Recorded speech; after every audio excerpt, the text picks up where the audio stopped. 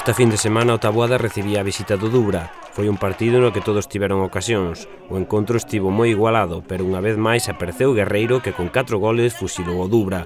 O dianteiro do Taboada non quere ser o protagonista e dalle máis importancia ao triunfo, aínda que non é sinxelo facer 4 goles en 90 minutos. Non se marcan todos os días, non. É unha anécdota máis.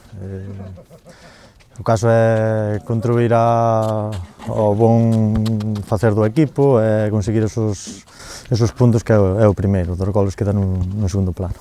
Aínda que 4 goles non é o récord de Guerreiro. Nunha ocasión fixen 5 goles en primeira regional, pero bueno, 4 pois é a primeira vez e bueno, sí, é moi satisfactorio, pero bueno, máis que nada, sobre todo nesta categoría que nos estamos adaptando, e o importante é os 3 puntos e bueno, seguir sumando. O dianteiro do Taboada sempre é un dos protagonistas do equipo de Emilio. A súa calidade é indiscutible e deu moitas tardes do mellor fútbol na Medela. O dianteiro aínda non ten pensado tirar a toalla.